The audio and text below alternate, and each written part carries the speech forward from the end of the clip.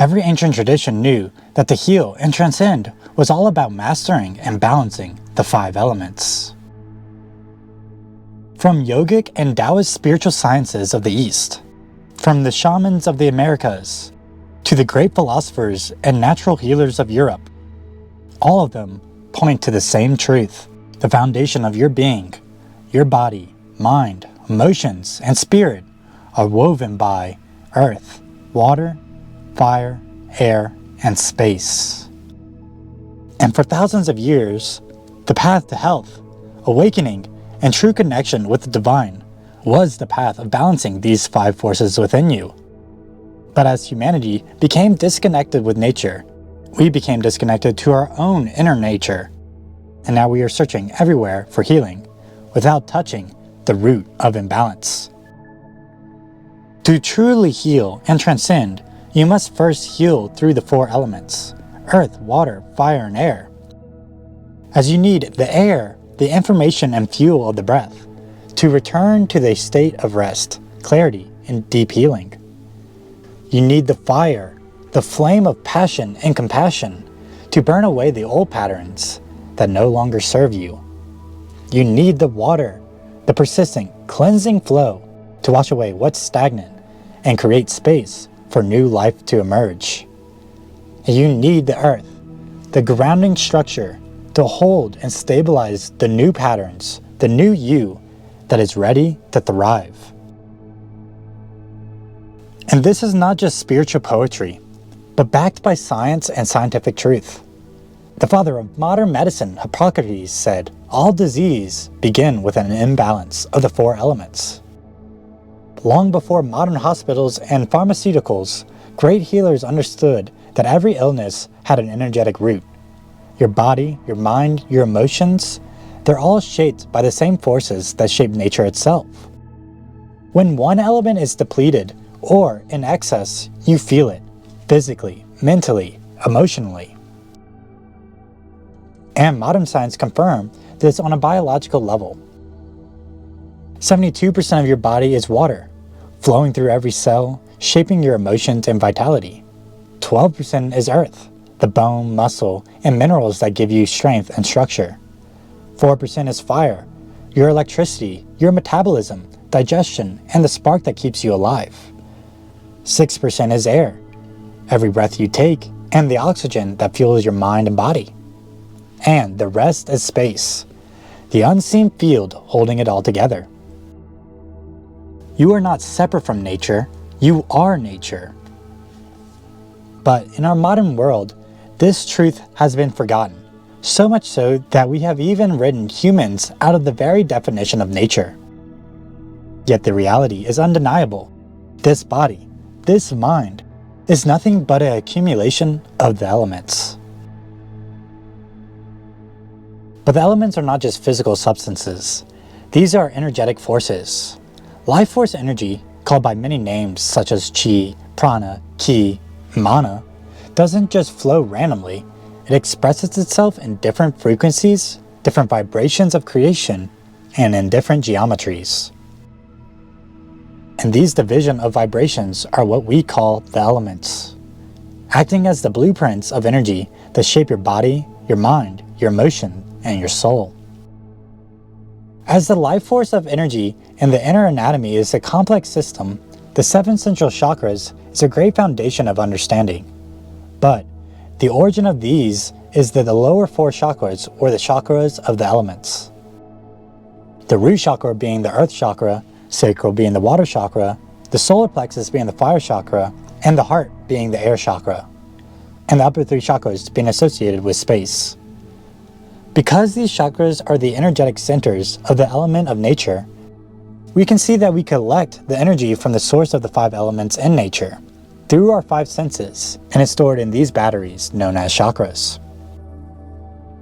As there's no need to balance the upper 3 chakras, the true goal is to balance the elements. To overcome the great separation from nature, we must first recognize what we've lost. The safety and grounding of earth element, leaving us anxious and unstable.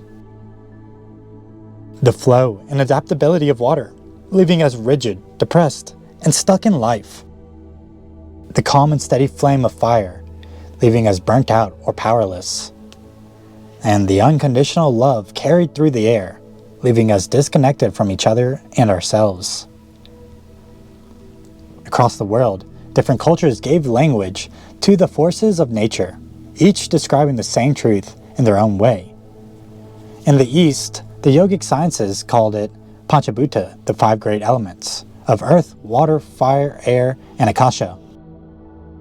Every ancient yogic practice, from asana, pranayama, mantra, meditation, and kriya, is in truth a practice of balancing these five forces within you.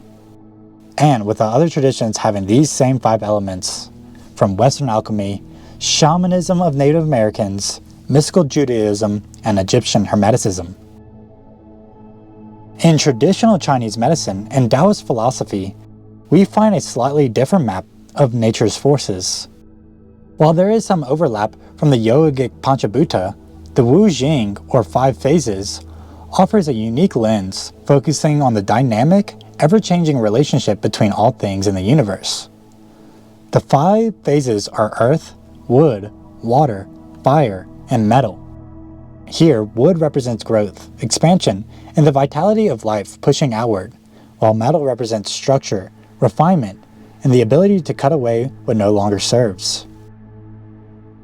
In a sense, Wu Jing takes aspects of air and the other elements and divides them into two movements, giving us a deeper understanding of energy and motion.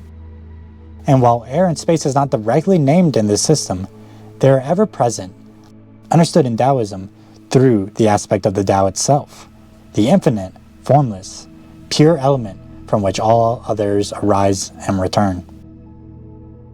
What's fascinating is that when you study these systems deeply, you begin to see that they are all describing the same life force energy, just through different languages. In yogic science, instead of calling them phases like Wu Jing, this energy and motion is known as Vayus, the five winds of movement of prana. Each Vayu describes how life force flows within you.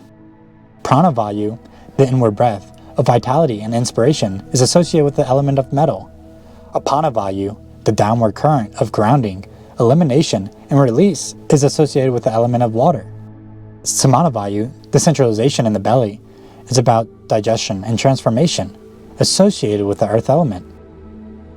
Adana Vayu is the upward rising force of expression, growth, and awakening, associated with the element of wood. And Vyana Vayu, the expansion circulation of energy through every cell of your being, is associated with the element of fire. Just like Wu Jing, this shows us that energy is never static, but constantly transforming, birthing, expanding, consuming, and refining. The Vayus reveal the prana moves in rhythms and elements and phases, shaping every aspect of your physical and spiritual experience. No matter the tradition, language, or the metaphor, there is always the same truth beneath it all. Life itself is made of these forces, and when they are in harmony, you are in harmony. To become the avatar, a fully realized, self-embodied being, is to master the elements, to awaken the life force energy that flows within us all, and to live in alignment with it. If this is interesting and you want to learn more, I created a course called Mastering the Elements, a deep dive into the elements and the life force energy, giving you the tools and understanding for true mastery. Click the link in the description to sign up and learn more about it. I'll also be releasing a whole mini-series deep diving each of these elements, so make sure you subscribe and stay tuned. That's it for today's video. Like, subscribe, leave any comments, questions, topics that you want me to talk about. Thanks for watching. Peace.